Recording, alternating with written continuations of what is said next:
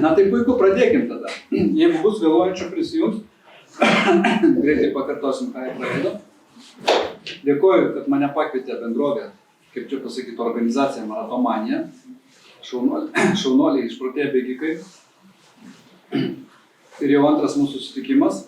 Pirmasis prieš keletą savaičių buvo apie tai, kaip sveiką ir aktyvų gyvenimą paversti savo hobiu. O šiandieną truputėlį kitas kampas, gal toliau nuo to sporto. Šiek tiek galima, aišku, bus užgriebti ir tą aktyvaus gyvenimo komponentą, bet truputį platesnė tema apie tai, kad mokymasis yra jėga. Dažnai tokius dalykus kalbu nuvažiavęs į mokyklas. Mane kviečia pabendrauti su moksleiviais, studentais, pamotyvuoti jaunąją kartą, kad mokymasis tai nėra tik tai nuobodus dalykas, bet kad yra labai smagus ir džiuginantis procesas. Bet ir mums suaugusiems, manau, kad verta to nepamiršti. Ir pasidalinsiu šiandieną tuo patyrimu, savo nueito kelio, įvairiausių savęs tobulinimo projektų. Tas kelias prasidėjo gana seniai, giliai vaikystėje. Čia suradau archyvuose nuotrauką, kai man buvo 13 metų ir tėvukas į namus partempė vieną iš pirmųjų Lietuvoje personalinių kompiuterių. Turbūt nedaug kas net ir galėtų atspėti, kaip jisai vadinosi, nors ta bendrovė po šią dieną gyva ir viena iš didžiausių pasaulyje. Bet tai buvo vienas iš jos pirmųjų kūrinių, Apple IIe. Ir ką aš supratau gana anksti gyvenime, kad man labai patinka skaityti knygas. Knygose yra parašytas gėris, šviesa, tiesa ir išmintis. Ir kad iš jų galima pačiam savarankiškai, net jeigu nėra kažkokio mokytojo ar patarėjo, išmokti be galo daug įdomių, vertingų dalykų. Tai aš pradėjau mokytis programuoti. Iš knygų sėdėjau, išmokau įvairiausių kalbų. Paskalis, C, Basicas, C++, visokiausi assembleriai. Ir netgi pradėjau rašyti programėles, kurias galima buvo parduoti. Ir jau 19 metų pardaviau savo pirmąją programinę įrangą. O dabar aš jau pats turiu savo vaikų, 4 vienetus, 2 berniukus, 2 mergaitės. Ir mėginus taip pat skiepyti jiems tos principus, kuriuos atradau, kuriais vadovaujuosi, ir lydėti juos šitame gyvenimo kelyje. Jeigu taip trumpai dar prisistatyti, tai aš gal matomiausi mano darbai, be visokiausių verslų, kuriuos aš pradėjau irgi labai anksti. 19 metų, kaip paminėjau, pardaviau pirmą programinę įrangą. Dar vienas recidivistas, jau antrą seriją. Ir tas toks polinkis daryti savo verslą ir kažkokiais būdais užsidirbti pinigų man buvo labai įdomu. Nors mūsų giminė, jeigu tai paėmus, dominuoja inteligentai, mokytojai, gydytojai. Ir mano brolis pusbrolis Tomukas šiandien atėjo, kuris šiandien netoliese gyvena, kuris yra labai žymus daktaras. Tai va, gydytojų mūsų šeimoje daug, mokytojų, seneliai, tėvai mano buvo. Kažkaip verslininkų gal ir nelabai daug. Nors prostinis mūsų lyg turėjo parduotuvę. Tai šių rajonų. Bet šiaip paėmus visą šeimą tai nelabai. O aš visada turėjau tokią gyslelę, kad reikia kažką daryti, ką galima būtų parduoti, iš ko galima būtų gyventi, užsidirbti ir toliau savo tą veiklą, kūrybą, beleką, verslą vystyti. Tai tie verslai buvo susijęs su reklama, su kūryba, su leidyba, su personalo atranka, daugybė kitų dalykų, kurie ir po šią dieną vyksta. Aš dabar esu daugiau investuotojas, pasyviai investuojantis į vairiausius projektus per fondus, per akcijų biržas. Bet, kaip sakiau, mano toks matomesnis projektas buvo daugiau iš kūrybinių polėkių išaugęs Neregėta Lietuva albumas, kuris, kai gerai pasisekė, aš pagalvojau, man norėčiau kažką tokio padaryti kitose pasaulio šalyse. Tada aš nuvažiavau į Belizą, Centrinę Amerikoje, tada kaimynį į Meksikoje porą knygų. Ir Kuba buvo turbūt didžiausias, sudėtingiausias man toksai projektas. Prieš keletą metų visiškai naujai pakartojau Neregėtos Lietuvos leidimą. Ir kadangi man labai patinka kūryba, leidyba, bet oro fotografijų žanras po truputėlį tokį prarado didelį džiugesį ir žavesį kūrybos, kadangi dronai labai paplito ir jie, kaip ir pavertė šitą žanrą tokiu gerokai pavalgyti. Tai sakau, nebeįdomu man tą daryti, kadangi jau kokius 10-15 metų aktyviai gyvenu sveiką tokį gyvenimo būdą, tai nusprendžiau, kad reikia man pamėginti išleisti knygą apie tai. Ta knyga pasivadino Aistra gyventi sveikai ir yra angliškas jos leidimas Enjoy Healthy Living. O dabar aš vedu derybą su viena Taivano leidykla. Ir jeigu mes susitarsim, tai mėginsim išversti į kinų kalbą ir išleisti šitą knygą skirtą Taivano rinkai. Knygos pagrindinė mintis yra, kaip nebūti priešų savo pačiam, kaip pažinti save ir, aš taip pavadinau vaizdžiai, savo vartotojo instrukciją.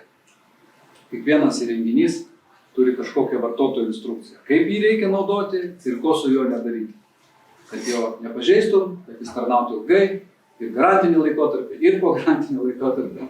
Tai va ta knyga apima mano paties sukurtą, tokią sudėliotą sistemą, kur aš rėmiausi daugeliu šaltinių, daugeliu ekspertų patarimų ir apima ištvermės lavinimą, jėgos lavinimą, lankstumo lavinimą, mitybos tam tikrus principus, koordinacijos, grūdinimosi, proto mankštos ir panašiai.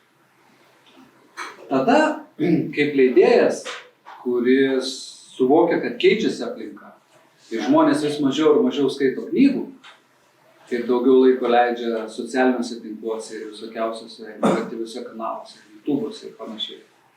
Aš nusprendžiau pamėginti naują leidybos būdą, tai yra online kursas. Vadinasi, tai, ką tu sukuri ir parašai, tu nufilmuoji, padarai kažkokią priemonę ir žmonės jau ją neskaito, bet klauso, žiūri, nuėję į specialią interneto svetainę. Tai tas kursas ambicingai vadinasi Svajonė tavo rankose. Tiesiog yra svajonė, bet ne kažkur padangėsi, o jau dabar tavo rankose. Čia ir dabar sugriebta, realizuota kitaip tariant. Ir šios dienos pokalbis apie tą nuolatinį savęs tobulinimą daugiausiai ir rutuliojasi su tais principais, kuriuos aš išsigryninau savo pačiam per daugelį metų ir pamėginau labai konkretizuotai sudėti į tą kursą, kad žmonės tame 2 dalių mokymo procese galėtų išgirsti mano kažkokias įžvalgas ir patarimus ir netgi namų darbus apie tai, kaip, va čia tiesiog dabar sudėtos tos ikonos ir truputį daugiau aš ties kiekvieną iš jų papasakosiu. Kad įsivaizduot, koks maždaug turinys, tai yra visų pirma, svajonė yra labai gražus dalykas, toks kaip poezija. Tada mes ją turėtume paversti labai konkrečių tikslų, kuris yra įvardinamas ir pamatuojamas su savo kažkokiais tai mato vienetais. Ir tokios temos kaip pavyzdžiui, kaip suskaldyti didelį sudėtingą procesą į mažus, lengvai įveikiamus etapus, kaip pasiryžti pradėti, kaip nusiteikti galimiems sąstingiams ir krizėms, kaip save pačiam motyvuoti. Tai va, šios dienos turbūt svarbiausias dalykas tai yra savęs lavinimo projektai, sumanymai, svajonės. Žmonės jų turi įvairiausių. Bet aš daugiau kalbu apie tai, kas priklauso iš esmės nuo mūsų pačių. Nes tų svajonė aišku gali būti. Norėčiau, kad pasaulyje būtų taika, norėčiau, kad visi gyventų gerai, tai žinoma, čia daug yra veiksnių ir žinoma, galima ir prie to prisidėti, prie taikos, ar ne, ir prie planetos švarinimo, ir prie Lietuvos gražinimo. Bet aš kalbu apie tokius dalykus, kad žmogus turi kažkokią ambiciją patapti geresniu. Pavyzdžiui, jisai žino, kad jam trūksta iškalbos ir sugebėjimo viešai kalbėti. Kad atsistojęs prieš auditoriją, jisai užkimsta, užtilsta, susikausto, neturi laisvumo, ar ne, trūksta balso jėgos ir jisai svajoja tapti geru viešu kalbėtoju. Arba žmogus svajoja tapti programuotoju, išmokti programuoti, arba išmokti kažkokią užsienio kalbą, išmokti groti instrumentu, šokti, dainuoti, dar kažką padaryti. Visi turbūt mes turime tokių svajonių, kurias gal ir mėginam net realizuoti, randam laiko nueiti su žmona į tango, pavyzdžiui, kursus, arba kartą per savaitę portugalų kalbą, ten kažkokį Duolingo pasiėmę panašiai. Tai kiek man yra tekę bendrauti ir dalyvauti tokiuose renginiuose, kaip motivational speakeriai, aš matau, kad ta tema daugumai žmonių yra labai gerai suprantama. Kiekvienas turi kažkokių tokių, kaip aš norėčiau, pasikalbėti su kažkuo. Kaip aš norėčiau išmokti italų kalbos. O kasgi tave stabdo? Nu, tai vat ir prasideda tie dalykai, kurie stabdo. Aš ilgą laiką kaupiau tas žinias, tą bagažą, pats mėginau realizuoti įvairiausius savo tokius ambicingus sumanymus. Ir vat apie tai šiandien išneku. Tai visų pirma, tą svajonę aš siūlyčiau labai konkretizuoti. Jeigu ta svajonė yra užsienio kalbos mokymasis, tai reikėtų paimti ir apsispręsti, kokio lygio mes siekiame. Ar yra čia kas nors, kas mokosi užsienio kalbų? Kokią? Ispanų. Ispanų? Kiek jau laiko?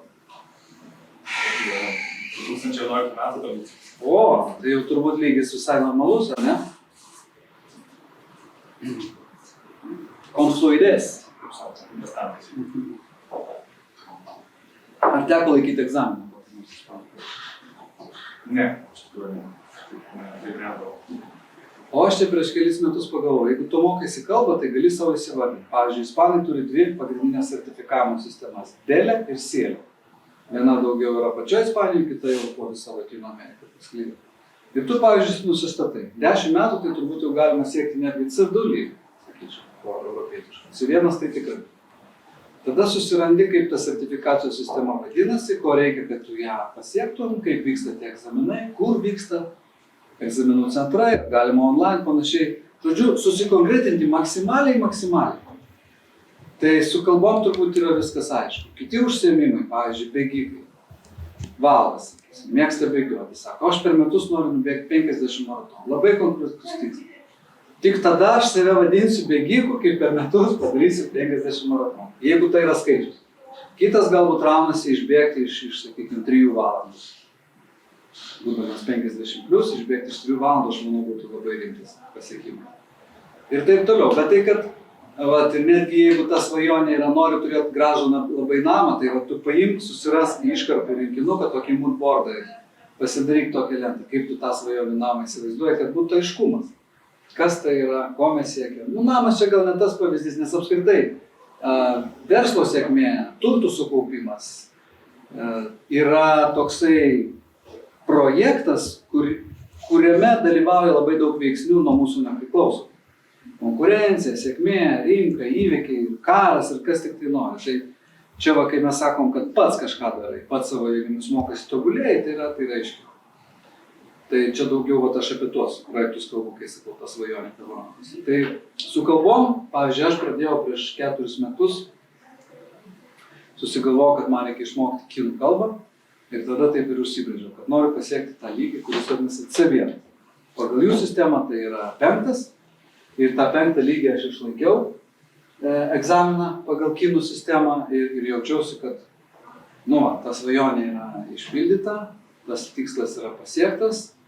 Kartais pasirodo, kad gal tikslas galėtų būti ir ambicingesnis. Jeigu taip atvirai šnekant, tai man dar to nepakanka ir aš dabar šitą kelionę tęsiu, bandysiu aš dar ir aukštesnį šiek tiek lygį pasiekti. Nes paskui atsiranda tokie, kaip ir ispanų kalbą mokantis. Ar tai bus ta, kurią kalba Madride, su visas gracijas, ar tas tarimas bus Latino Amerikos gracijas, yra ir žodžiai, terminija, ir gramatika, aišku, ten paprastesnė, tai tu apsisprendi. Kas mokosi arabų, dar sudėtingesnis klausimas, nes arabų kalba Maroke, nuo arabų kalbos Alžyre ir Egipte, ir nuo Saudo Arabijos ir Įlankos šalių dramatiškai skiriasi, tai ten reikia apsispręsti, kurią tu mokosi. Kinų kalba, tarp kitko, irgi panašiai. Nes raštas yra vienoks žemyniniai, toje komunistiniai Kinijoje, o kitoks Taivane. Tai su visom tom didžiosiom kalbom dar reikia gerai pasukti galvą, kur ir kaip. Bet ką aš noriu pasakyti, kad labai svarbu tą savo svajonę pradedant realizuoti į to keliu, kad tu žinotum labai aiškiai. Vat sakykim, svajonė būtų išmokti groti gitarą. Galim tiesiog pafantazuoti, kaip galima įsivardinti tą būseną, arba tą įvykį, arba tą faktą, kada tu pasakysi, aš tai pasiekiau. Yra gitaristų, žinau, kad yra.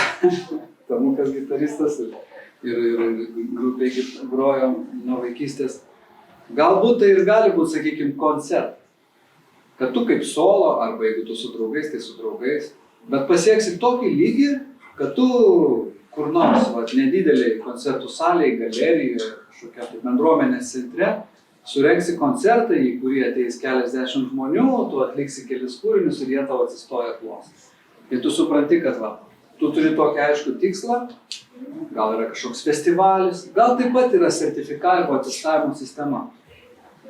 Tai kai tu tą svajonę jau pradedi versti iš kažkur padebesiuose, ten kažkur tai skraidančių padangėse tokių vizijų į labai tą konkretumą, tai tu neišvengiamai tada pradedi domėtis.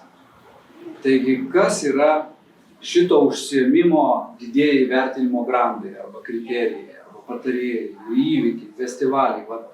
Susirenki tą medžiagą ir nusistatai savo labai konkrečius mato vienetus su kalbom. Su kalbom dar jeigu sakyti, tai tiesiog noriu pasinaudoti progą pareklamuoti, nors jie visiškai manęs nefinansuoja, bet yra tokia platforma italki vadinasi. Gal jums teko girdėti, italki.com. Joje tu susirandi bet kurios pasaulio kalbos mokytoją. Gal jums teko su italki, ne? Girdėjęs, bet neteko. O, čia Vilniuje, aišku, yra ispaniškai kalbančių žmonių ir mokytojų turbūt nėra tokios problemos. Bet jeigu, pavyzdžiui, ieškot online mokytoją, bet kokiai, graikų, italų, prancūzų, netgi iš šito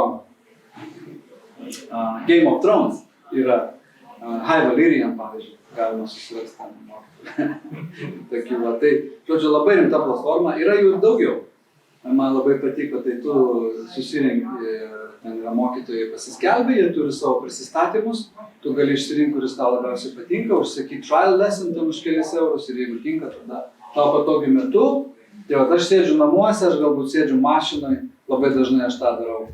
Pasiėmęs iPadą, laukiu, kol mano berniukas žaidžia futbolą ir aš tuo metu mašinai 90 minučių vat kalbu. Kitas iš vat sporto yra mano toks ilgalaikis savęs lavinimo projektas, tai yra mokymasis stovėti ant rankų. Ir aš turiu labai tolimą tikslą mokėti stovėti ant vienos rankos. Ir tam yra tam tikri tarpiniai. Pavyzdžiui, buvau sugalvojęs pasiekti 2 minutės, čia gal matosi, apačioj. Reiškia, išstovėti 2 minutės. Ir labai ilgą laiką prie to jau. Praeitą vasarą man pagaliau pavyko, mano mylimas Uošvis net sukonstravo tokį smėlio laikrodį. Kadangi jeigu paimtų tikrą, tai žinot, jisai kadre beveik nesimatytų. Čia teko tokį konstruoti samopalą. Ir va, čia kokia padaryta. Didžioji svajonė yra stovėti ant vienos rankos. Jeigu kam įdomu kam, gal ir patys suprantat kam, bet tai, kai kalbam apie sportą, apie savo kūno rengybą, tai tas tvirtumas viso stuburo ir to liemens, juosmens raumenyno, jis yra labai turi būti gerai išvystytas tam, kad tu galėtum stovėti ant 2 rankų ir paskui ant vienos rankos. Tai čia galbūt dar keletą metų man reikės dirbti, bet aš viską labai aiškiai turiu užsibrėžęs. Kas buvo praeitą kartą, žinot, tokį dar vieną mano ambicingą irgi labai aiškiai įvardintą tikslą, kuris aš noriu, kad bėgimas mane lydėtų visą gyvenimą ir turiu formulę, kad iki 50 metų turiu didinti, o nuo 50 mažinti. Per gimtadienį bėgti tiek kilometrų, kiek man sukanka metų. Kiekvienais metais birželio mėnesį tą darau, esu bėgęs įvairiose šalyse, ir Prancūzijoje, ir Honkongė, ir Kuboje, ir Londone. Va, Tomas kaip tik man suorganizavo labai faną maršrutą ir su dviračiu mane lydėjo. Tai žinot, kas mėgsta bėgioti, tai žinot, bėgimas patampa tam tikrą ir sightseeingo rūšim. Ypatingai gražiai vietoj, tu bėgi, tu gražiesi, jeigu neturi ten tikslo trūks plyš išbėgti iš 3 valandų, tai tu gali ir stabtelt vandens susipirkti kažkur tai tenais ir pasigrožėti, ir pasifilmuoti, ir su praeiviais šnektelti. Aš dabar ruošiuosi 51-ojo gimtadienio bėgimui, tai didinu, sekmadienį praeitą bėgau 28, bėgi čia per Vilnių, kažkas kamta, ar ne tu kartais tik tai prabėgai čia ką, tai sakau, jo, sako, mes čia su šeima sėdėm kavą geriam, gal trumpam grįžt, grįžau, prisėdau kavos išgėriau vandens, 10 minučių, toliau varau, 28 išbėgau, tai čia buvo kem 8 ir dabar jau man darosi dar didesnis iššūkis ne pats bėgimas, bet kaip gražiai ir patraukliai nufilmuoti apie tai filmu. Kad tas kartelio metai iš metų kiltų, nes pernai nubėgau 50, tai čia buvo nuo Raudondvario link Jurbarko palei Nemuną. Ir va tais principais truputį po truputį kasantis esu netgi pasiekęs visą Ironmaną, kurį įveikiau čia prieš kokius jau tokius 10 metų, kai Ciuriche, Šveicarijoje. Jeigu domitės triatlonu, tai žinot, Ironmanas apima plaukimą, ten beveik 4 km, tada dviratis 180 ir maratono bėgimas. Visuose šituose savęs lavinimo projektuose aš vadovaujuosi ir bandau niekada nepamiršti tokios labai paprastos tiesos, kad ir koks tas tikslas būtų tolimas, visada yra kelias, kaip iki jo nueiti, einant žingsneliais, iš kurių kiekvienas nėra taip jau per daug ir sudėtingas.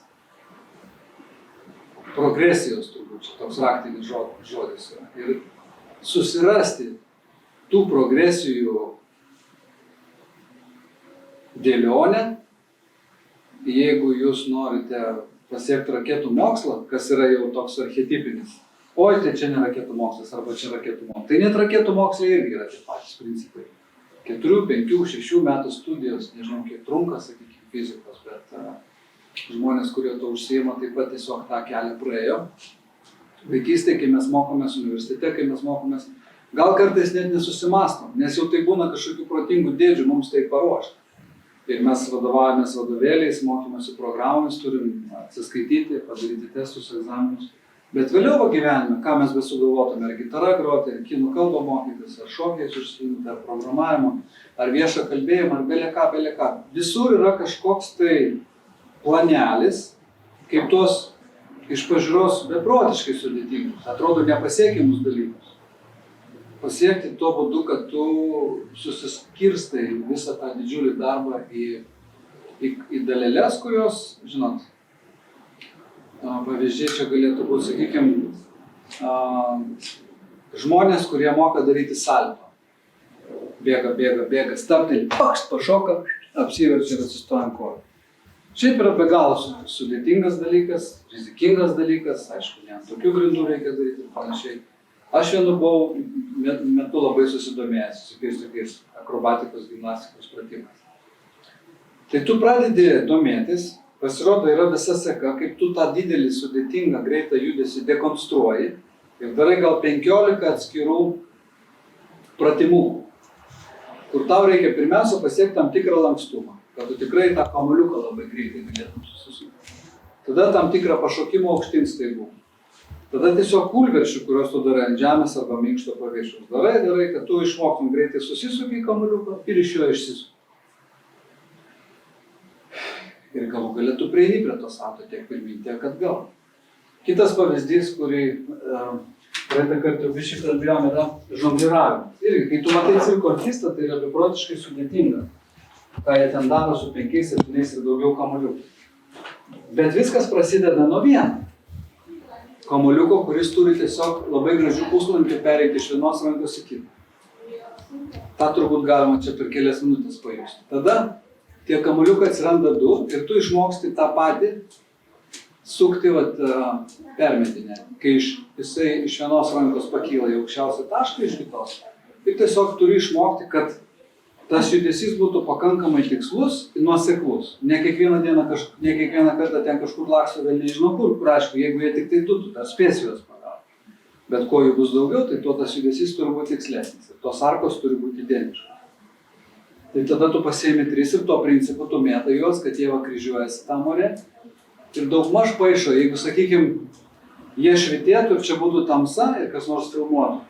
Tai tu, kai nufilmuoji visą, tai tu turi matyti, kad čia neišsipaišo labai daug kažkur tai plačiai, o viskas taip ir lieka. Ir pasiimi tą vieną darbelį, kuris savaime nėra labai sudėtinga, ir paskiri kažkokį laiką.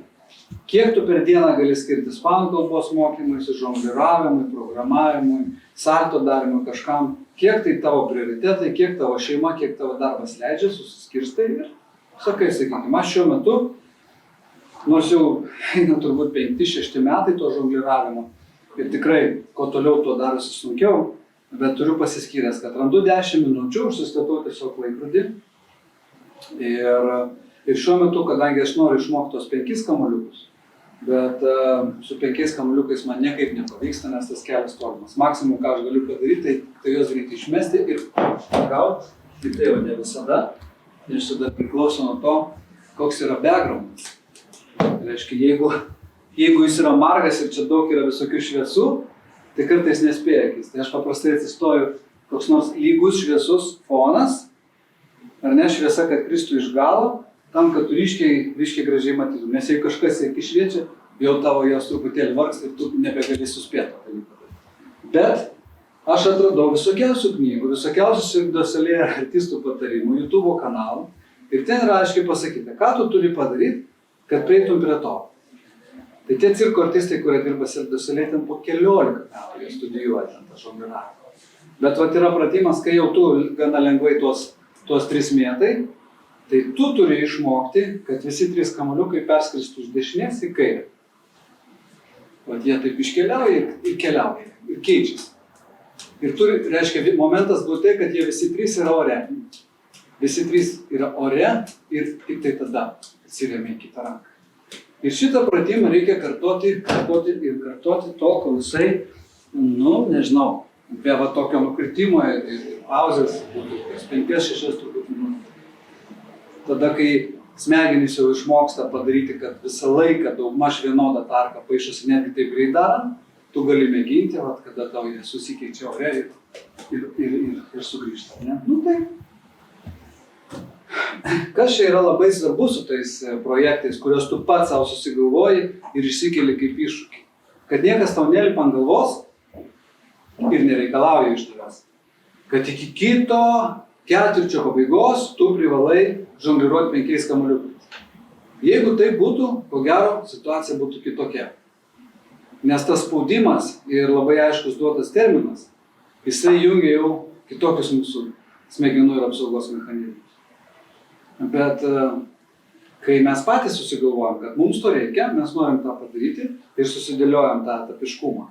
Ir tam tikrą duodam savo lengvumą, kada mes žinom, bet pabandėm progresiją.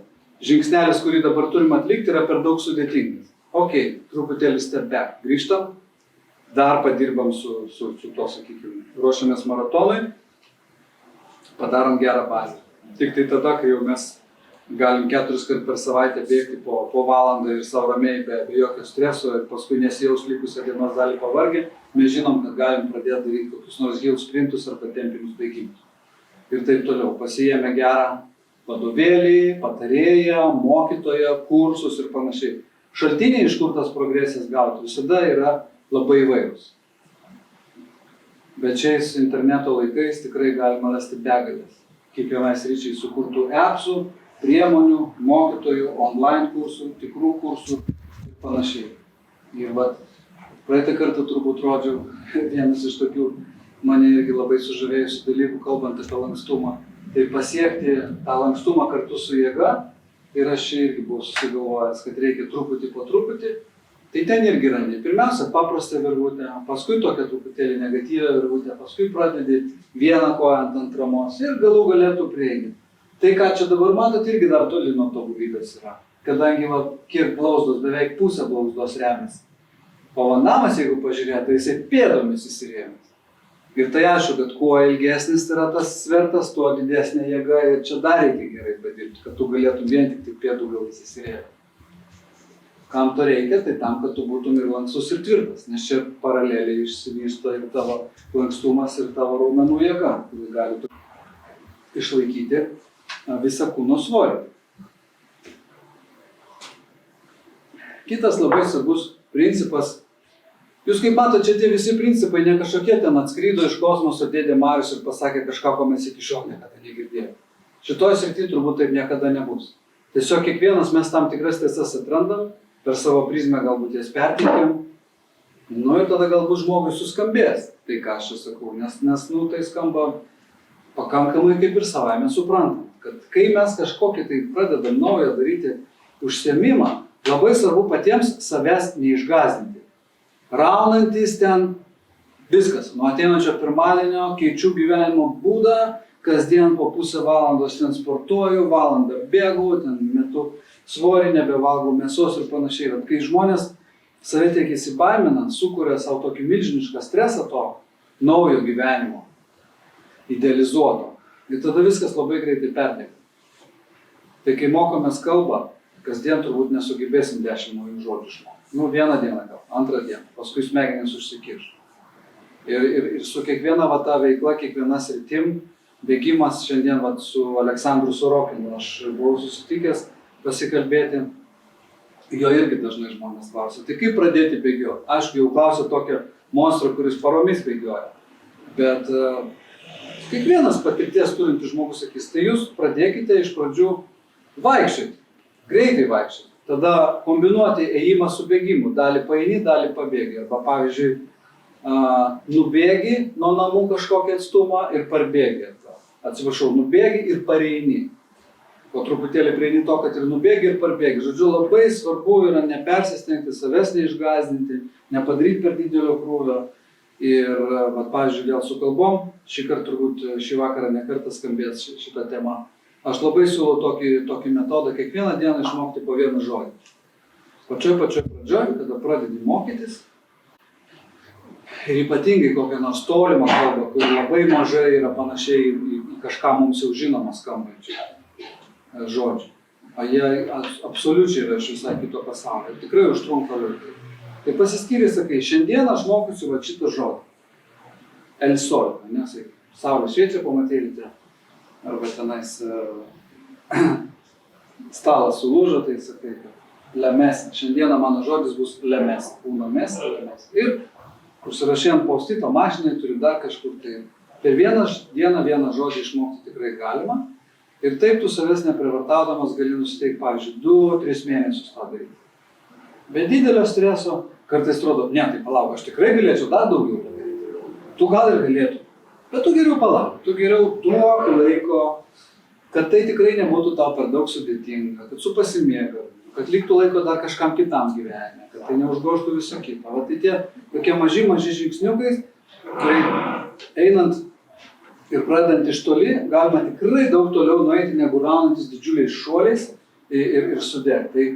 Tai pavyzdys toks vaizdingas, kurį irgi mėgstu naudoti per tokius pranešimus, tai yra grūdinimasis ir maudymasis lediniam vandenyje, kitėse. Tai žmonės sako, tai kaip čia pradėti, kaip čia tą daryti. Ir mes šiandien neseniai taip ant Bayerio padarėm tokį video, kad jeigu tu pradedi naują kažkokį tai sportą, pavyzdžiui, tai būtų kovos menai, tugi nesirausi iš karto kauti su Maslaboju ar su Tyson.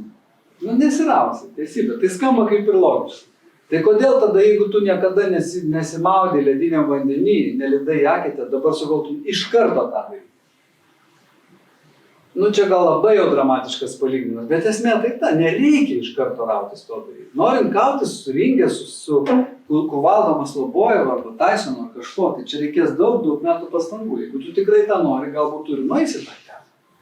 Pradėdamas mažais žingsneliais, ten treniruodamasis visus pačius pagrindinius principus, laikysenas, ten ištvermės, visą kitą.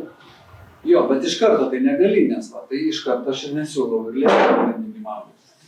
Ir iš karto taikyti. Tai geriau dar vėlyvą vasarą pradėti vaikščioti per rasotą žolę, pasižiūrėti, kaip kūnas reaguoja, ar nepradeda nosis varvėti kitą rytą. Nu, taip po truputį tokiais dalykais gali. O paskui, jeigu metai iš metų tą darai, gali pradėti maudytis visai normaliai tam lediniam vandenį. Čia buvo prieš keletą metų, pasinaudojau Sveikuolių sąjungos išpjautą didelį eketę. Iš pradžių, aišku, dalyvavau, jie čia daro tokį, žinom, gal 25 metrų plaukimą eketėj. O paskui visi welcome naudotis, tai yra labai smagu prasiplaukėti. O tai visus šitus asmeninio tobulėjimo projektus neišvengiamai turėtų lydėti nusiteikimas ilgalaikiai perspektyvai. Kaip sakoma, maratonui, ne sprintui. Nes geri, sudėtingi, reikšmingi darbai greitai nepasidaro. Kaip sakė Ostapas Benderis, greitai tik tai katės veisėsi. Tai jeigu čia ir dabar jau įvyko, tai galbūt tai nebuvo labai reikšminga, svarbu, vertinga. Tokia jau ta gyvenimo yra matyti išmintis. Tai nors aš iš vaikystės niekada savęs kantriu žmogumi nelaikiau, bet truputį po truputį suvokiau, kad viena iš svarbiausių vertybių, charakterio bruožų, kurios verta lavinti, tai būtent yra kantrybė. Supratimas, kad kažkam reikės daug laiko ir toksai netgi mazochistinis priėmimas to fakto, kad tam reikės daug laiko. Nu ir gerai. Ir netgi kuo daugiau jo reikės, tuo geriau. Nes jeigu nereikia to, tai kiekvienas gali padaryti. O tave džiugina būtent tai, kad tu gali tikrai padaryti sudėtingus, ilgalaikius, kruopščius dalykus. Ir tau tam dar yra daug laiko prieš akis. Nes, kaip sakiau, man labai svarbu, kad nebūtų to tokio krūvino, kažkokio tai slegiančio deadline, kad kažkas tai tavęs nežinai, nes tada taip, jeigu žmogus paėmė ir sugalvo, viskas. Rugsėjo mėnesį maratonas Vilniaus, ane? Kraujas iš nosies aš dalyvausiu. Yra tokių užsidegimų pasiryžimų. Ir tikrai ne vieną aš mačiau. Žmogus, kuris visą gyvenimą nebėgioja, susigalvoja per pusmetį pasiruošti 100 km bėgimą. Ir jisai galbūt ir prabėga. Bet tiek, kiek aš mačiau, arba jisai susitraumuoja, arba jis psichologiškai paskui tiek sudega nuo to, kad vėliau į tą bėgimą nebegali pažiūrėti. Tai ar yra prasmė to, aš nelabai žinau. Manau, kad nėra. Geriau paimti po kruopelytę, daryti, duoti tiem dalykam tavyje įsišaknyti, tikrai jos gerai išmokti, visapusiškai, kaip sakoma, mokytis, pamiršti, prisiminti iš naujo ir tada jau tu mokėsi taip, kad mokėsi visą likusį gyvenimą. Tai čia yra tokios filosofinės įžvalgos, kur labai ilgai mąsčiau, kaip koks tikras mąstytojas, rašytojas, ir pagalvojau, kaip galima transformuoti tokį posakį. Mes esame tai, kas teko jums girdėti, ne vieną versiją. Labai dažnai dabar kalbam apie tai, kad mes esame tai, ką mes valgom. Nes taip tiesiogiai turbūt taip ir yra, ką mes į save įdedam, įvyksta metabolizmas, perdirbam, nusėda kažkur pasigamina ląstelės atsinaujina. Logiška, bet viskas tai tokia fiziologinė, tiesioginė išmintis. Viskas taip ir yra ir maistas, aišku, be galo svarbu. Yra kitas teiginys, kurį sakė gerbiamas Buda, irgi labai gilus. Mes esame tai, ką mes mąstom. Nes mūsų mintis, ta savimonė ir apibrėžia, kaip mes save matom, kaip mes aplinkinius matom, kaip mes pasaulį suvokiam, tai taip. Jovaiša M. Sako, aišku, ne vienintelis. Mes esame tai, ką mes išmokom. Toks irgi paprastas teiginys, bet su labai tolimom pasekmėm. Kodėl mes valgom vienokį maistą, žmonės Indijoje valgo kitokį maistą. Nes jos kažkas taip išmokė. Ir jeigu mes išmokom gerti, aš čia neseniai pradėjau mokytis ką gerti, žalią mačą. 2-3 savaitės pagersi, gal be jos ir nebegalėsi gyventi. Bet jeigu, pavyzdžiui, žmogus visą laiką gėrė kavą arbatą su cukrum ir suprato, kad per daug yra to pridėtinio cukraus ir jisai norėtų to atsikratyti. Ir turbūt tos 2-3 savaitės, ar kiek tų 28 dienos klasikinės, mėno galbūt, truputėlį tokių kryptingų pastangų, tada iš pradžių gal tau tas skonis ir keistas, bet tu realiai paskui išmoksti. Tu išmoksti kitaip valgyti, kitaip gerti, kitaip elgtis, taip vairuoti. Žodžiu, viskas, iš esmės kaip paėmus, mesgi vaikam tai irgi perdodam mokymo būdu. Jie išmoksta iš pavyzdžio, iš konkrečių pamokų, iš stebėdami, gaudami kažkokią tai kritiką, feedbacką, traumas ir nusivylimus, bet mes išmokstam. Tai su tokiu nusiteikimu tada sakom, jeigu kažkas kitas išmoko, tai gal ir aš galiu išmokti. Viskas tik tai prasideda nuo to paties suvokimo, kad tai galima išmokti. Ir matom kažkokį tai labai jausmingai ir atsipalaidavusiai scenoje kalbantį ten speakerį, sakom, o kaip aš irgi norėčiau būti toksai, improvizuoti, čia mėtyti bajeriukus, laisvai jaustis, nesusikaustęs. Tai to galima išmokti. Aš, pavyzdžiui, netikiu, kad yra kažkokios iš Dievo atėjusios dovanos. Yra galbūt genetinės tam tikros predispozicijos, kurios ten žmogaus nulemia aukštį, nulemia jo polinkį ten piknaudžiauti maistu, daugiau ten turėtų tokio, nežinau, maksimalistinio kažkokio tokio polinkio, nesustoti, nejausti stabdžių, bet truputėlį daugiau su polinkiu kažkokia agresija. Taip, nuo genų tu irgi nepabėgsi, bet jie tik sudaro kažkokią dalį ir tikrai ne pačią pagrindinę. Tai žmonės, kurie linkę ieškoti atsikalbinėjimų, labai mėgsta šitą kortą dėti ant stalo. Tai mano babutė, pažiūrėk tenais ir jie ten 3 kartus daugiau sveria negu reikėtų. Tėvukas, tai ko jūs iš manęs tikitės? Tai čia yra tik tai slėpimasis kažkoks, tai mėginimas pabėgti. Realybėgi mes galim paimti ir mėginti tą išmokti. Tai jeigu ir ne kiekvienas, aš nekalbu, pavyzdžiui, kad kiekvienas gali tapti olimpiniu čempionu.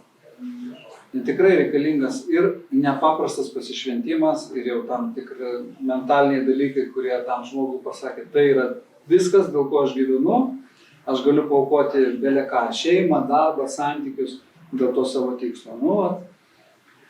kombinacija to, plus gal kažkokie genetiniai dalykai, bet tokiam normaliam žmogiškam lygmenį, kuriame mes visi plaukiam, tai tikrai galima išmokti be galo daug. Ir čia šalia yra koks nors kitas kampas, jo, teatras kitas kampas. Audriaus Bružo ir jo kolegų. Tai jie veda pamokas improvizacijos. Mes kai matom tos aktorius, kurie laisvai taip improvizuoja, mėtosi žodžiais, mes galvojam, gal čia iš Dievo tie. Bet jeigu jų paklausia, irgi pasakys, kad jie ėjo ilgą mokymosi kelią. Tai tu turi ir faktinių žinių sukaupti, ir tu turi dirbti galbūt su balso pastatymo mokytojais, kurie tau išmokė specialius pratimus. Mes kažkada vaikystėje Žaliukę dainavom, tai atsimenu, kiekviena praktika prasidėdavo nuo šitų. Mamė, mimo, mū, iš kitas treniravimas, balso pastatymas, ne iš kažkokio tai Dievo atėjo. Nu, ne kiekvienas Pavaročiu tapsim, bet dar sakau, ne apie Pavarotį kalbam, bet tiesiog, tu nori išmokti operinį dainavimą ir tu gali išmokti operinį dainavimą. Tai jeigu tu tikrai to nori, tai eisi tuo keliu. Ir ten yra sudėliota visa tvarka. Ir kaip maitintis, ir kaip miegoti, ir kokius pratimus daryti, ir kaip repetuoti, ir kaip praktikuoti, ir taip toliau. Tai va, viską, ką mes darome dėl to, kad mes taip išmokom. Susimastom apie tai ar nesusimastom, bet taip yra. Mes išmokom. Mes išmokom iš kažko, kad pavyzdžiui, reikia gražiai pasiraitoti rankovės ir tai simbolizuos, kad tu veiklus žmogus. Ar nedaug? Taip. Nes kažkas atsiraitoja rankovės ir dirba. Ja, išmokom, viską galima išmokti ir tiesiog dar vienas teiginys, kuris gal padės tuo keliu eiti, yra tokia haliucinogeninė mintis apie tai, kad patys galim savo susikurti didžiulį malonumą be didelių išlaidų, vien tik tai savo pačių pastangom. Nes tas mokymasis, kai tą darai ir jau esi padaręs vieną kažkokį savo tokį sudėtingą tikslą, antrą, trečią, matai, kad tu gali ne tik pafantazuoti ant sėdėdamas, kaip aš turėčiau išmokti tavo kalbos arba ispanų. Paėmė žmogus, išmoko, jau tą kalbą kalba. Nuvažiavo į Kolumbiją, nuvažiavo į Meksiką, jisai gali susikalbėti. Tai yra nuostabu. Tu supranti, kad tu norėjai, radai save jėgų, ėjai tam tikrų kelių pasiekiai. Ir tu tokiais principais vadovaujantis dar be galo daug kitų dalykų gali padaryti. Išmokti dalykų, kurie džiugina, išmokti dalykų, kurie naudingi, išmokti dalykų, kurie tau atvers naujas karjeros galimybės. Teisybė. Ten naują programų kalbą išmokti, nauji įgūdžiai, tapti labai gerų įtaigių kalbėtojų, pardavėjų, derybininkų, ar beliko, ką tu sugalvoji. Tai iš mano tokios asmeninės patirties paskutiniu metu žiūriu, kas labai mane džiugina ir kas tikrai nieko nekainuoja. Pavyzdžiui, turi nusistatęs, kad kiekvieną dieną padarai kažkiek tai minučių pratimus. Ir dabar kalbas mokantis yra visokiausia apsų prikurta, kur tu tiesiog gauni uždavinius. Jeigu ispanų, tai yra gramatika. Conjugation, pavyzdžiui, ir daug veiksmažodžius turėjo sukaitalioti laikais. Arba ten jeigu kino, tai tau tasai meta į užklausimą, lietuviškai ir angliškai žiūrint, kaip ten tu pasidaręs ir tu turi nupiešti tos hieroglifus. Ir kai sėkmingai tai padarai, ten gauni, pavyzdžiui, 90% jautiesi. Jautiesi labai jau patenkintas, laimingas, kaip kiškis ir kaip pagalvoji. Nu, fantastika. Nei tau 100 gramų reikėjo, nei tau ten kažkokios žolės reikėjo, nei dar, viskas tavo viduje. Vien tik tai iš to, kad tave džiugina, kad tu šiandien esi ten 10 cm ar 3% kietesnis, gudresnis, sumanesnis, šustresnis, negu tu prieš mėnesį buvai. Ir visą tai tu pats padarai. Nes nusprendai kažką išmokti ir išmokai. Ir dabar gali panaudoti tą. Virvutę padaryti, ant rankos įstoti, kalbom kažkom pakalbėti, pažanguoti. Tai, kas tau įdomu, tai, kas tau svarbu, gitara pagroti. Šitas pasitenkinimo savimi džiaugsmas tikrai yra nuostabus. Ir kiekvienas, kas turi svajonę ir mato, kad jo pastangos duoda rezultatų ir jis prie tos svajonės artėja, žino tą tokį spalvų jūrą, kai tikrai tau yra faina. Niekas už tai gal pinigų tiesiogiai nemokės, nes kaip jau sakiau, niekas tau neliepia to daryti, tu pats susigalvoji. Aš pats susigalvojau, kad noriu kinų kalbą išmokti. 4 metus mokiausi, išlaikiau 5 lygio egzaminą, mėnesį laukiau rezultato, kai gavau atsakymą, kad aš išlaikiau, ten gavau tą balą, 9 dangui. Ir Ir tai yra toksai, kaip sakoma, sveikas pasitenkinimas. Ta, ką jaučia maratonininkas, kuris ruošiasi pusę metų ir jam pavyko pasiekti savo personal best. Ne? Visi tie. Tai, žodžiu, asmeninio tobulėjimo projektai yra tikrai nuostabus tuo, kad jeigu tau pavyksta pasiekti ar bent reikšmingai priartėti, tu jautiesi labai laimingas, įvertintas, savim patenkintas. Dar porą tokių, tokių filosofinių įžvalgų, kurias aš esu susikūręs, tai apie motivaciją. Labai dažnai šitas žodis naudojamas, populiarus, kartais ir nuvalkiotas, galima sakyti, motivacija, aišku, motivacija labai svarbu, iš kur jos gauti, kaip jas susikurti, kas mus motyvuoja. Ir aš daug mąstau apie tai, kas kiekvieną žmogų motyvuoja, kas yra mūsų driveriai, varikliai, veiksniai, kurie mus verčia judėti pirmin. Kiekvienas žmogus turbūt yra kombinacija truputėlį skirtingų jų. Vieną labai veda pirmin noras kažką atrasti, kitą veda pirmin noras kaip tik ramiai gyventi, neišsikišti, negauti per galvą, nebūti išskirtam iš minios. Na, vienaip ar kitaip, yra tokie motyvaciniai veiksniai universalūs, kurie, ko gero, visiems gerai pažįstami, tai yra veiksniai, kuriuos mes patys galim savyje taip objektyviai aktualizuoti ir juos truputėlį iškelti paviršių arba, kaip sakoma, įjungti, kaip kokias pavaras pajunginėti. Tai aš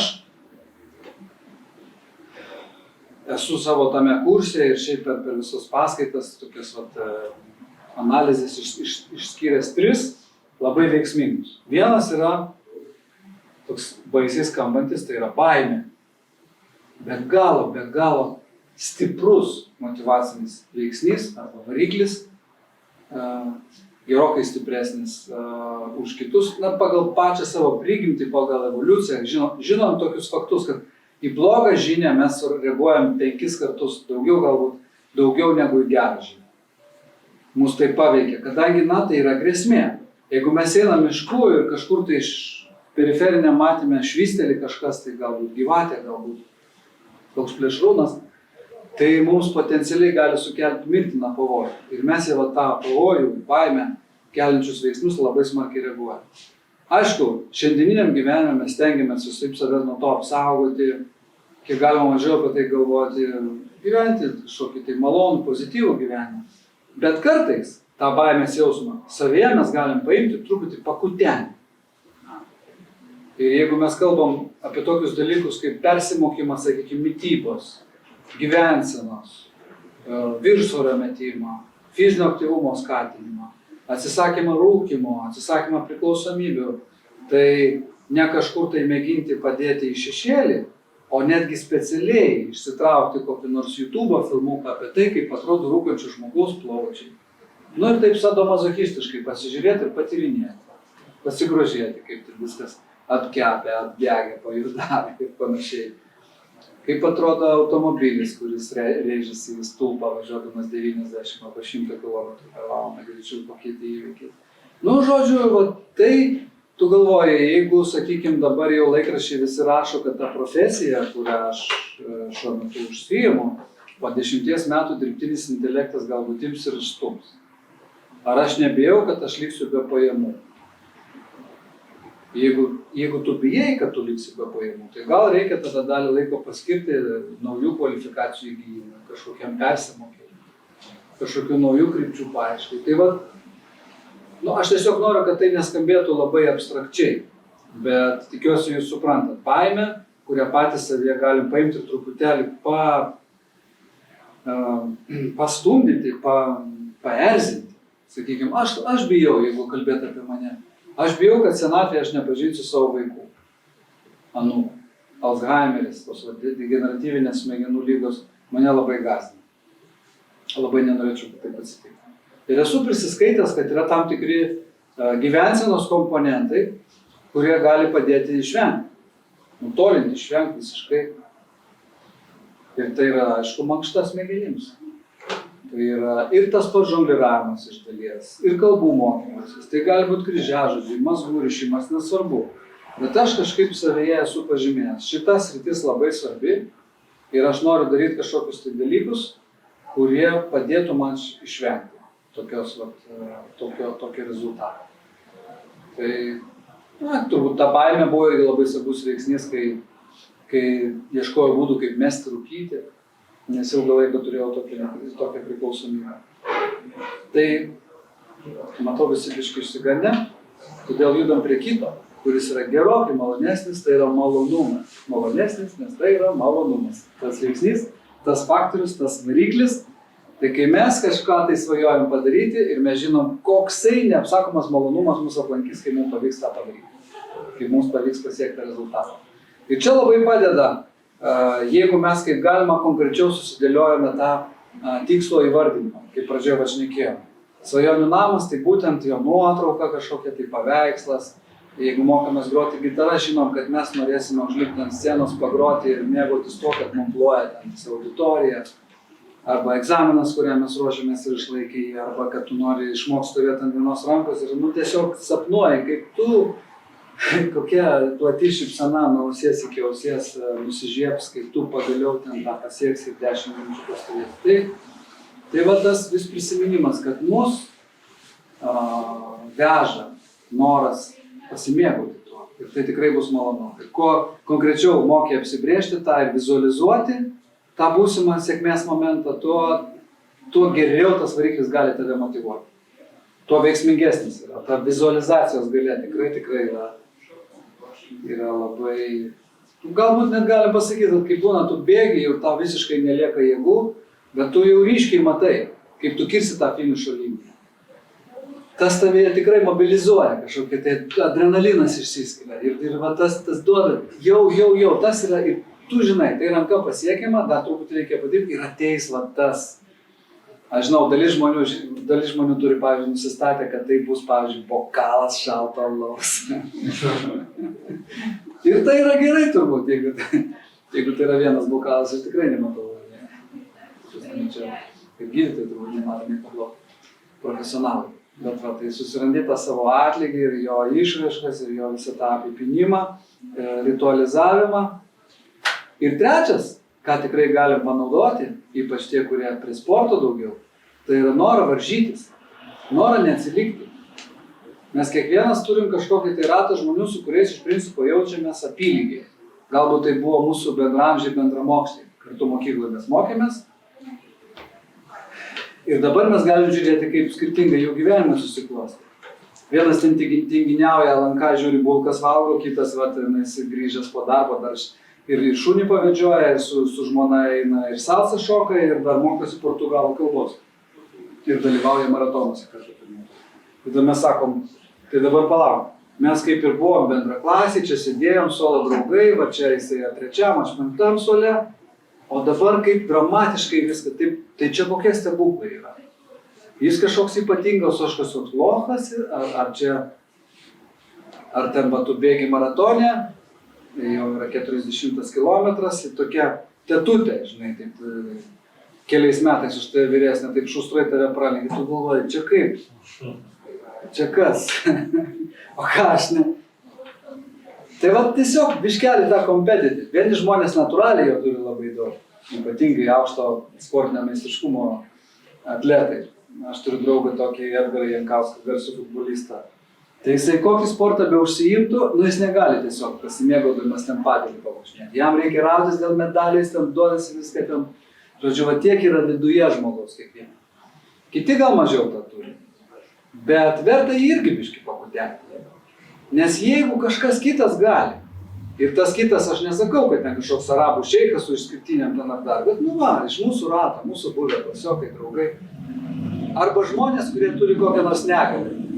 Pavyzdžiui, Ernestas Česonis, aš dažnai apie jį pagalvoju. Kitus tenka matyti, kur nors per CNN rodo.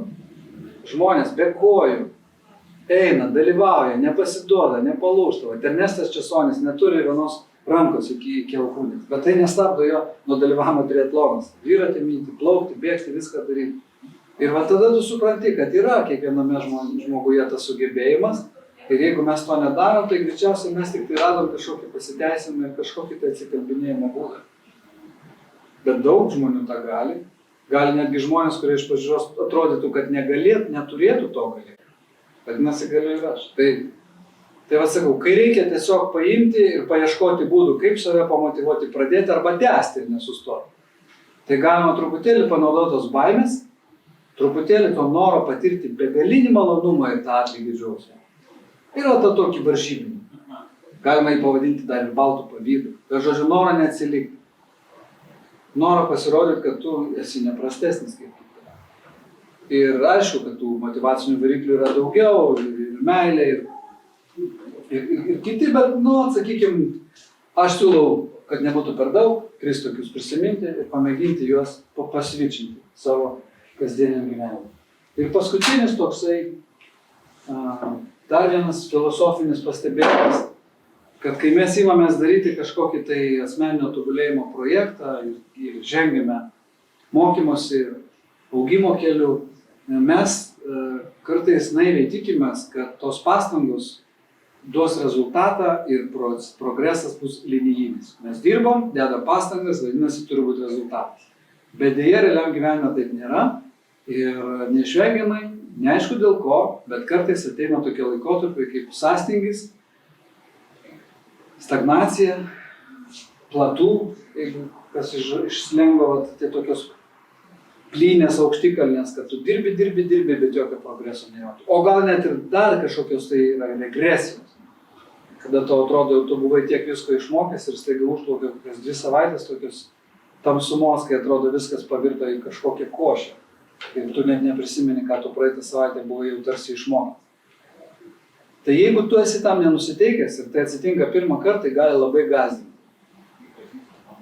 Bet kiek aš suprantu iš neuromokslo ir apskritai pedagogikos teorijos, tai žmogaus smegenys yra toksai sudėtingas organas, kad neveikia jisai va tokiu linijiniu principu. Žinai, kaip kokie krosnis. Kiek anglių įdėjai, tiek temperatūrą užkelt. Tie visi procesai yra sudėtingi, reikalauja laiko, reikalauja kažkokių laikotarpių, per kuriuos vyksta matyti kažkoks išsigryninimas, pertvarkymas gautos informacijos, suskirstimas, kur kieno vieta, kaip kompiuterį būna defragmentacija, kartais reikalinga padaryti, nes ten kažkur buvę failai, kurie jau dabar ištrinti, bet iš tikrųjų dar tą vietą užima, jos reikia sukompaktinti, sustumdyti tai, kas buvo trumpalaikiai atminti, kad įsišaknytų, pereitų į ilgalaikę atmintį, tos neuronų jungtys tinkamai susiformuotų, vėl susirištų, atsirastų kažkokia ta vadinama muscle memory ir taip toliau.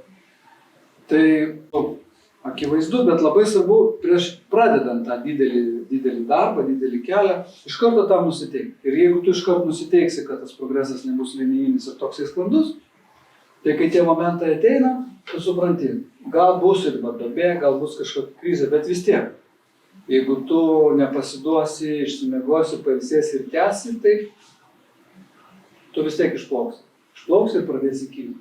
Ir neišvengiamai tas ateis, tas pasiduos ir jokių stebuklų čia nėra.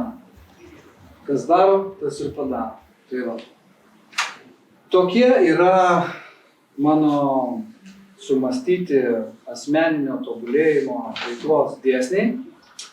Čia aš išvardinau tiesiog visokių savo websaitų, kur galite daugiau rasti apie mano veiklą knygų, mano tas aistra gyvent sveikai, tai galite nemokamai parsisiųsti, tai yra PDF svajonė tavo rankose, tas online kursas, kurį minėjau, ir TikTokas, ir Instagramuose, visose pagrindiniuose savo tinkluose bandau aktyviai dalyvauti, reikštis, atradau, kad tai mane labai džiugina, kartu tai man kaip kažkoks tai asmeninis dienoraštis, kur tos įrašus sudedi ir kada nors vėliau galėsi pasižiūrėti.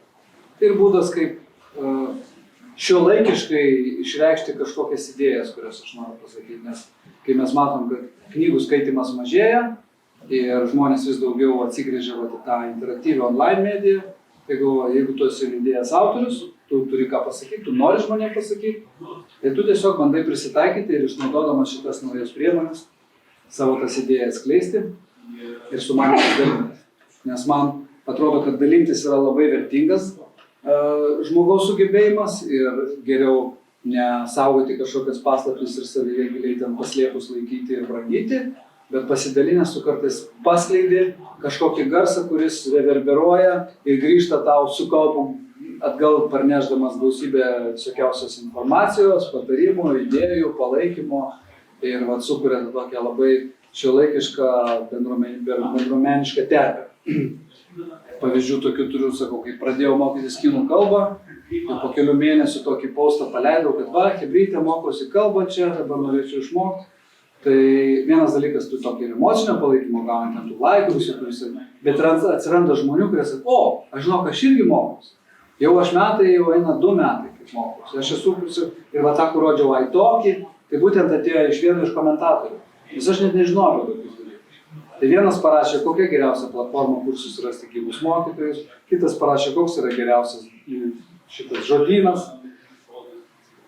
Kitas parašė, reiškia, dar patarimų apie tai, kur Lietuvoje galima susirasti kinų ir taivaniečių bendruomenės, su kuriais galima. Žodžiu, tas toksai dalinimosi komponentas, mano galva, yra labai naudingas. Propaguoju ir sakau, jeigu jums bus įdomu, galite ten mane susirasti. Tai aš dėkoju Maratomanijai, kad pakvietė, dėkoju, kad atėjote ir pratęskim, pabendraukim. Mielai atsakysiu jūsų klausimus ir taip sakant, galim papildyti, jeigu kažkurioje vietoje yra daugiau. Kas labiau projektai motyvuoja ir džiugina tikslų siekimas protinėje veikloje ar fizinėje? Geras klausimas. Žinai, kad norint atrodyti gražiau, turbūt reikėtų sakyti protinį. Bet aš klausiu, kas nuoširdžiai. Nuoširdžiai. Jo. Nežinau. Gal net lygiai. Žinai, gal tai paskutiniu metu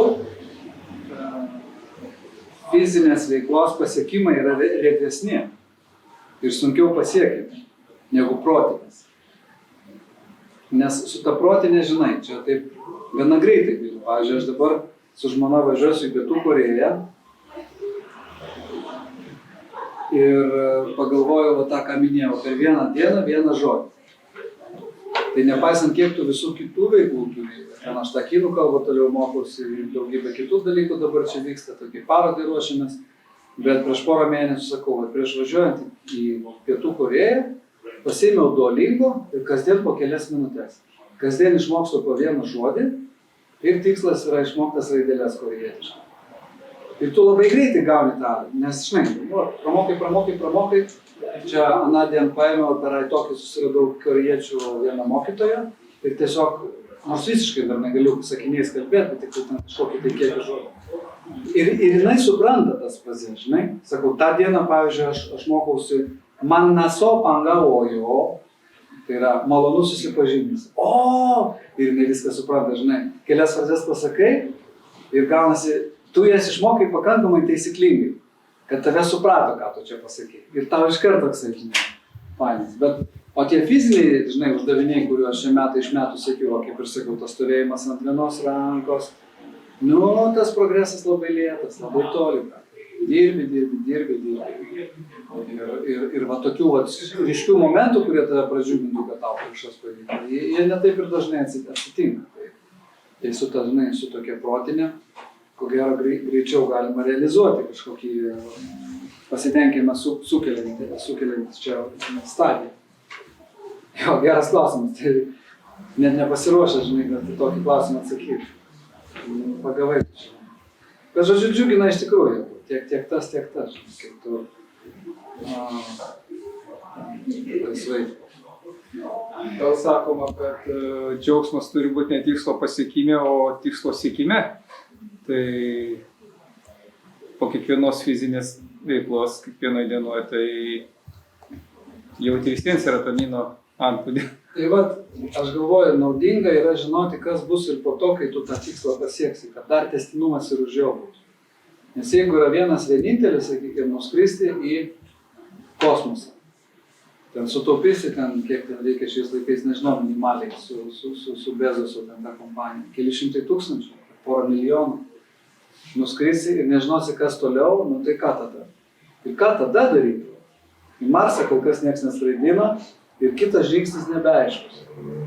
Tai va žmogus užlipa į Everestą, aukštesnio kalno kaip ir nebėra. Tai tada reikia žinoti, ką tu toliau darysi. Yra Marse užtesnis. Yra kavas, kurį nieks neužlipa. Kailašas. Ja? Aplinkui, čia yra šventas kalnas, tiksliai. Ai, tai dėl to, kad nelabai ten galima. Neužlipa. Nėra užlipa, dar nei vienas žmogaus. Bet, pavyzdžiui, mano tie sugalvojimai, net jeigu man pavyks išmokti ant vienos rankos, tai aš tada turiu dar žinojimą, ką aš toliau darysiu, aš noriu stovėti ant rankų gimnastikos žieduose, kas yra dar sunkiau. Tai ten tokie vat susiplanavimai ilgam į priekį, kur ko gero tų tikslų ir nepritrūks niekada. Nes jeigu išmoksiu iki galo kinų kalbą, tai iki aš noriu dabar tą C2 lygį pasiekti. Tai žinau, kad aš dar noriu išmokti arabų ir prancūzų, kad turėčiau 6 tas oficialias pasaulio jungtinių tautų kalbas. Ir bėgimo, pavyzdžiui, tas tikslas irgi sudėliotas taip, kad iki 100 metų. Nu, aišku, jau po 100 metų reikės iš naujo kažką galvoti. Bet čia dar gali, žinau, visko būti. Tai tokie. Jo, svajok atsargiai, taip sakant, žinok, kas bus po to, kai tą svajonę pasieksi. Nebūtų nusivylimų. Aš irgi dėl labai panašu. Ačiū už pristatymą, aišku. Ir jūs kaip verslininkas iš tikrųjų turit kažkokius išmatavimus to return on investment, ne, kur čia investuoja tiek į fizinę veiklą, pasiekimus kažkokius daryti, tiek į protinę. Ar yra kažkoks tai, kas ateityje, žodžiu, atlygins kažkoks siektinas dalykas ir kas iš tikrųjų tą laiką atlygins. Nes, aš atsiprašau, jeigu jūsų tas optimizmas nusispalvins pesimizmu, bet aš 7 kalbas išmokau dar universitete ir ten visus IELTS, TOEFL, DELFus, DALFus, DADus, ten viską išsilaikiau, bet per 30 gyvenimo metų aš neradau tam jokio pritaikymo ir man ta žinių našta truputį mane slegia, kad aš negaliu šito pritaikyti praktiškai. Tai atrodo, tu gali būti tobulas žmogus ten ir pridaręs ir ultrų, ir ironmenų, ir maratonų 500 per metus, bet kas iš to iš tikrųjų? Man tėvai, artima aplinka dažnai šitą klausimą užduoda, kam tu tą darai. Tai gal tada reikėtų savyje paieškoti tos verslumo gyslelės, kad pamėgintume tos sugebėjimus įkinkyti. Nes šitoks žinių bagažas ir tokie sugebėjimai negali tiesiog rūdyti be darbo. Aš netgi žongliravimą, nors dar visai juokingas mano lygis, esu išbandęs čia šalia prie Angelo, kažkada pasistačiau kepurę ir ant bajerio iš turistų pabandžiau kelis eurus susirinkti, tai yra primityvus pavyzdys. Su kalbom, kinų kalbą, kai pradėjau mokytis, nebuvo jokio konkretaus sumanimo ir verslo tikslo, bet paskui tyčia, netyčia, kaip gaunasi. Tu eini, sieki tų kontaktų, susidraugavau su taivaniečių ambasada. Jie užmatė, kad yra čia toks verslininkas, fotografas, kuris kalba kiniškai. Pradėjo mane kviestis savo renginius, pasikvietė į Taivaną sudalyvauti kaimelio programai. Praeitą rudenį, tada aš ten prifotkinau daug medžiagos, tada sako, klausyk, mes duosim pinigų, tu padaryk tų nuotraukų parodą su Lietuvą. Tai gegužės mėnesį startuoja, paskui bus ir Vilnius, Kaunas, Klaipėda, Šiauliai. Keliaus ta paroda po didžiosius prekybos centrus. Nu prašau, atsiranda tie dalykai. Maratonai, triatlonai, ultratriatlonai, visokie tokie pasiekimai. Parašiau knygelę, į mane pradėjo atkreipti dėmesį didžiosios kompanijos, kurios kviečiasi mane kaip motyvacinį kalbėtoją. Ir aš čia kažkiek tai ir pasireiškiu, ir išbandau savo jėgas ir užsidirbu dar pinigų, nes tos paskaitos yra mokamos. Taip kad aš galvoju, jeigu žmogus turi polinkį kažkur kažką pritaikyti, tai tikrai tu gali 7 kalbos ir visą kitą. Tai žinom. Ir naujos tos priemonės atsiranda, gal jūs tada galite mokyti kitus žmonės. Per tą pačią iTalki galėtumėt būti mokytoja, kur savo patogiu metu sėdit ir tenais žmonės mokot, nes tokių poliglotų nėra daug. Ir ten pasidavot savo profilą, užsiregistruojat, parašot kokios valandos jums tinkamos, kiek kainuoja jūsų valanda, sėdit ir laukit, kol užkibs žuvė. Nu, tiesiog aš tikrai galvoju, ko išmoks ant pečių nešiosi ir negali žmogus mokėti per daug. Aš kažkaip netikiu. Bet kas nors yra tiek išmokęs, kad paskui jau perkaisti ten tos tie tranzistoriai. Daugiau gal, tarkim, aplinka priekaištauja, kodėl tu čia nesmūnė, o kažką tokio egoistiško darai, ne, save, ar tai fiziškai tobulėja. Nu, arba iš tikrųjų jau jūs tada per daug to laiko skiriat ir net ten atimat laiką nuo šeimos, arba artimi ir kiti šeimos nariai irgi norėtų daryti taip, kaip jūs, bet nedaro ir priekaištauja jums iš pavydo. Gali ir taip būti. Nes jeigu, sakykime, mano žmona nieko neveiktų ir sakytų, kiek tu čia po 3 valandas per dieną prie kinų kalbos sėdi, aš suprasčiau jos tą tikrąjį motyvą, bet jinai biškį prancūzų mokosi ir dabar mokosi geštalto psichoterapijos. Tai irgi užsiėmus turi veiklos ir dėl to tokių klausimų kaip ir nekyla. Tai reiškia, jeigu balansas yra, tai tavo vaikai, tavo šeimos nariai irgi kažką tai daro užsiėmę, tai tu nėra tokios trinties. Bet aišku, aš matau kartais žmonių, kurie visai iš proto išeina ir ten pasineria į golfą ir kiekvieną laisvę kenčia šeima, draugai, santykiai, darbas, sveikata, gal netgi finansai ten netgi kenčia, jeigu disproporcingai ten žmogus išvažiuoja. Jau tai, aišku, tie dalykai, kurie mus džiugina, jie yra nuostabus, bet ir jie turi galimybę patapti per daug nuostabus ir jau tada užgrobti. Ir jeigu žmogus nesubalansuotas ir negali, tai atsitinka tokių dalykų. Kai visi resursai šeimos tenais. Kaip šiandien gerą anekdotą girdėjau, moteris sako, saugokitės internetinių sukčių. Mano vyras užsakė man kvepalus ir naują rankinuką, o jie atsiuntė 2 spiningus ir kėdutę su lankstomą žvėrį.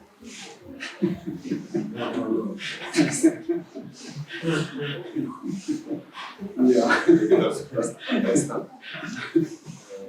O koks jūsų pasiekimas jums suteikia daugiausia laimės? Kiek dabar esate pasiekę? Dabar paskutiniu metu tai turbūt tas kinų kalbos toksai proveržis, kad yra kažkoks jau vis tiek tas C1 lygis. Ir kai paskutinį kartą buvau Taivane, pasikvietė mane į Ilano universitetas padaryti tokią paskaitą, surinko fotografijos studentus, dėstytojus, dar tenais. Ir buvo didelė auditorija ir aš beveik 2 valandas ten kalbėjau, pristatinėjau savo veiklą, savo knygas ir viskas kiniškai. Su klausimais, atsakymais, su visų bendravimu. Tai jaučiausi tada labai toksai pakylėtas tikrai, kad tas 4 metų darbas duoda poveikį. Nu, kol kas mane dar labai džiugina tai, kad aš tą savo prieš 15 beveik metų pradėtą sistemą bėgioti, labai nuosekliai tęsiu. Pernai prabėgau 50 km ir taip lengvai prabėgau. Šiais metais dar visai nenoriu mažinti. Ir dabar ruošiuosi dar bėgti 51, o paskui gal ir 2-3, nežinau. Pagal dabartinį tokį savęs pajūtimą galvoju, iki 55 galbūt pavyktų didinti. Ir tada jau tą pradinę formulę tik jau vėliau tada, nes vis tiek kažkaip ateis laikas, nebegalėsi be galo. Tai ir tas supratimas, kad sugebi dar taip gyventi, kad kiekvienais metais pasiruoštum tam ir palaikyti tokią jau asmeninę tradiciją tapusią formulę. Labai džiugina. Per kiek laiko kinų pavyko taip išmokti? C1? Per 4 metus. 3 valandas per dieną? 2-3 valandos, taip panašiai. Nu, nemažai. Viskas sudėjus, kartais gal ir daugiau, nes aš taip neskaičiuoju, kaip būna tiesiog mašina važiuoja, klausai kokį podcastą, arba pasileidi ten žinias, kad tau visą laiką fone dūkstų tas. Nes labai sudėtinga kalba yra garsų prasme. Labai, nežinau, mokėtės kinų kalbai? Aš turėjau įvadinę, tai supratau, kad aš neišmokau. Visai kita logika. Ir logika? Fonetinė, bet prasmių. Bėda ta, kad jie labai mažai tų garsų turi. Kažkaip viskas susiveda, kaip mano vaikai sako, tėtis čingčiongina. Nes ten ši, jan, kan. Ir ta garsų įvairovė labai maža ir viskas vyksta, taip sakant, kaip sakytum, yra spalvų didelis spektras, kurias žmogaus akis gali matyti. Yra visokie garsai, kuriuos mes galėtume ištarti savo kalbos padargais.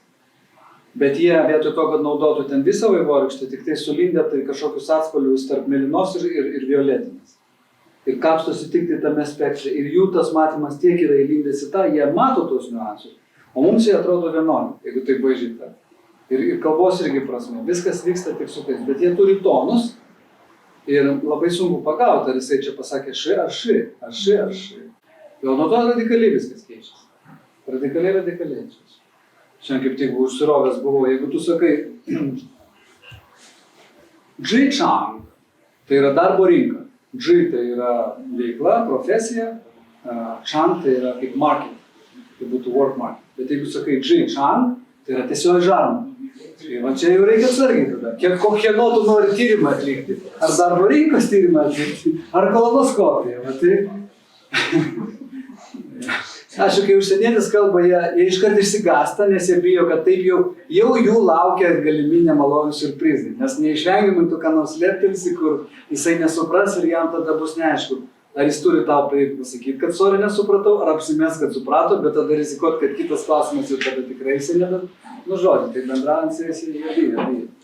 Tai kai pamato, kad tu daugmaž gražiai ištari, tai tada wow.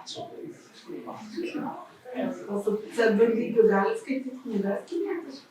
Aš ir su C1 galiu, jo, aš skaitau knygas. Skaitau ir laikraščius skaitau ir jau dabar gana retai matau ženklų, kurių nepažįstu. Čia dabar kitas iššūkis, aš visą laiką mokiausi pagal žemyninės knygos, tą HSK. O kai pradėjau važinėti Taivaną ir jie naudoja tą traditional, tai atsirado ambicija, nu tai kaip dabar aš nesuprasiu. Ir tada dabar iš naujo mokausi, ten apie 2000 ženklų yra kitaip, jie perpaišyti, perdaryti. Supaprastinti. Tai aš dabar mokausi, toks gaunasi dvigubas darbas. Reikia persimokyti, kad galėčiau taivaniškai, taivanėtiškai. Bet irgi tas kažkaip. Visur, kai pradedi eiti, žiūri tai ką. Yra kažkokie dėsniai, kažkokios tvarkos, kažkokia simbolika, kuri atsikartoja. Kaip ir kiekvienam tankiam miške, kai pradedi pažinti tos medžius. Man dar iš bėgimo vienas toks klausimas, kur senai man irgi, nes aš kai pradėjau bėgti ir ten triatlonus daryti, tai man lankstumas visas pradingo, o jūs propaguoja tą, kad kūnas lankstus turi būti bėgam. Ar tikrai padeda jums tas lankstumas? Aš nežinau, ar padeda bėgimui. Bėgikai turi visokiausių mitų. Ir kai kurie iš jų labai gajus, netgi čia tokių tyrimų ir tokių pasisakymų, kad kaip tik bėgikam nereikia lankstumo. Nes kaip jisai bus labai toksai stiff, tai jis geriau atšoks ir jis ten bėgs, o čia to tas nežinau, aš kažkaip sunku. Aš manau, tas subalansuotumas jisai reikalingas, kad tavo raumenis galėtų judėti plačioje amplitudėje.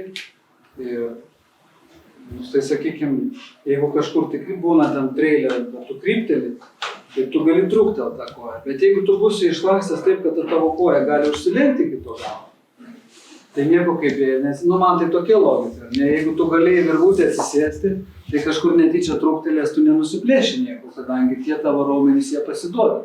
Ir smegenys žino, kad jie ten yra pakankamai stiprus ir tokiam tolimam diapazonė jie gali saugiai dirbti. Tai kur čia ta traumų galimybė, aš nelabai pagaunu. Man kartais atrodo, kad žmonės susigalvoja ir vėlgi naudoja kaip kažkokį tai, atsikalbinėjimą. Jisai kažkur girdėjo, kažkas pasakė, kad bėgikui nereikia. Bet aš manau, kiekvienam žmogui verta palaikyti tą elastingumą, tą judėjimo laisvę ir tu tada tau atsirakina, kas va gimnastika domisi, kiek daug tau atsirakina tų judesių, kurių tu negalėtum padaryti, jeigu tu negali tiesiog pasilenkti priekį ir delnais pasiekti žemės. Tai tu negalėsi gražiai atsistoti ant rankų, tau jau reikės tik tai su pasispyrimu kažkokį. Ir tiltukai ir visa kita, tai už tai joga, mano manimu, yra labai, labai naudingas dalykas. Su visais kvėpavimo, tais užlaikymo komponentais. Ir apskritai man yra tiesiog kelia didelį estetinį pasitenkinimą, kai matai, kad žmogus yra įvaldęs ir išdirbęs savo kūną. Šokėjas, gimnastas, kada vat, jisai visas yra, jisai stovi, tu matai, kad pilvas patemptas, nugara tiesi, dubuo lygus, visas toks, strainas. Kaip balerūnas. Tik tai be tų kelių. Baletai būtų gerai, tai nieks nebepriims. Pavadinti čia ribojas. Dukrytė mano mažoji dabar sveiksta nuo baleto, čia 2 metus šoko šiuolaikinius. Bet jau tiek zyzė, kad nuėjom pabandyti, sakė, viskas nuo rudens jau pradės į pro baletą vaikščioti Gedimino prospektą. Aš apie 40 metų bus galima šokti. Nu, gal ten būna kažkiek senolių kalibro pasirodymai. Vis tiek. Buvo projektų, kuriuos numetė ir nepabaigė. Buvo, aišku, bus turbūt dalykų. Bet aš kartais sakau, kad aš nenumečiau, bet perkeliau į būdinčių atsarginių svajonių sąrašą. Tai iš tokių atsarginių man yra instrumentai, aš vaikystėje grojau fleitą, bet labai norėčiau rimtų instrumentų išmokti. Tai rimtas man tai yra gitara, fortepijonas ar kažkas iš tokių, kada nors tikrai labai norėčiau. Čia mano sūnus pradėjo groti mažasis, tai iš paskos irgi, kadangi namuose atsirado gitarą, biškį pabandžiau tiesiog susivokti, kokio tai masto yra projektas ir darbas. Ir sakau, biškį padedu į stalčių. Ir taip pat labai turiu tokią išsilavinimo spragą, tai yra piešimas. Jeigu man reikia kokį eskizą ar kažką papiešti, tai yra visiška tragedija, visiška vištos koja. Ir aš galvoju, kad tai galbūt su amžium, senatėjai, kada mažiau kažkokios aktyvios verslo veiklos dar kažko ir atsirastų dar, sakykime, kokios 2 valandos laiko per dieną, tai labai norėčiau kryptingai pasimokyti piešimo, tapybos, akvarelės ir išmokti jausti tą kompoziciją, perduoti tas linijas figūros. Tai dedu tiesiog į stalčių. O kad būtų forever kažkas palaido, tai čia gal tiesiog, versle, kai būna kažkokie projektai darai, matai, kad užstringa, nepajėgsi finansuoti, pasikeitė rinkos aplinkybės, tai taip dedi, judi pirmin. Bet su asmeninio tobulėjimo projektais, tai tiesiog kartais atsiremi į sieną, žiūri, dabar nesigauna, vedalai. Aš čia buvau pradėjęs ir šokius lankyti. Norėjau savo žmonai padaryti gimtadienio progą siurprizą. Vaikščiau pas Krusdeliuką ir galvojau, išmoksiu breakdance'o tokį performansą ir per gimtadienį padarysiu nerealų siurprizą Brigitai. Tai pavaikščiau, paslapčiom, aišku, kad niekas nežinotų, nes turėjo būti siurprizas, kokius 3 mėnesius vaikščiau. Supratau, kad čia be jokių šansų man iki jos gimtadienį pasiruošti. Bet man labai daug davė šiaip tas breakdance'as. Ten tokių pratimų, ko aš tada integravau į savo sportą. Supratau, su kuo jis maždaug valgomas, ką reikėtų dar padaryti. Tai tiesiog vis tiek, iš to proceso, tai aš galvoju, netgi jeigu tu sąžiningai kažką darai, užstringi ir supratai, kad nepavyks, bet jeigu tikrai gerai tą darai sąžiningai, tai vis tiek tu iš to pasiimsi naudą. Ir kažkur tai gal bus kažkoks benefitas, pritaikysi kitose savo projektuose. Bent jau praturtinsi savo patyrimų visą tą spektrą. Tai kažkaip ir nelabai gailiuosi dėl tų pabandymų kažkokių užstrigusių. Sakau, vienus bandysiu vis tiek vėliau realizuoti, o kiti turėjo kažkokį pozityvų impulsą. Kągi, ačiū Mariui tada. Tikiuosi, klausimų nebeturi nieks, ne? Už mūsų paskaitų ciklą ir dėkoju visiems irgi dalyvausiems. Tai gal Musoka, tu dar turėsi iš savo serijos, turėsi dar paskaitų, susitikimų, kokių dar speakerių iki vasaros, ar jau viskas baigta? Neįsivaizduoju kol kas. Nėra dar sudėliota, ne? Ne, dabar... Buvo labai fainas su šito ultra... Petro Prancūzų? Ne, kur aš buvau Sport Point'e. Žlagio? Jo. Su Žlagio 4 paskaitas turėjom, tai jau jis jau plačią temą buvo apėmęs, kaip sako, jis jau iškėsėmė, bet galvoju, dar gal Petrą pasikviesti ir dar pamaitinimą norėčiau vieną iš jų. Yra minčių, bet kol kas tai dar, kol nėra, negaliu, kaip sakau, nėra sudėliota, tai nėra ką skelbti. Aš dabar pradėsiu daryti tokį podcastą, baigtė su Jovaiša. Susidėliojo visą įrangą, bus paspirtukas, kuris važiuoja, vairuotojas operatorius, sumontuotos kameros su mikrofonais ir aš bėgu su pašnekovu ir mes kalbamės. Tai turiu jau sąrašiuką nemažą, gal kitą savaitę pradėsim filmuoti, jeigu orai leis. Tai bus ir verslininkų, ir gydytojų, ir menininkų, ir visokiausių žmonių, kurie mėgsta bėgioti ir kurie gali bėgdami palaikyti pokalbį. Tai va, laukite, kaip sakant. Sekite reklamą. Ačiū. Dėkui.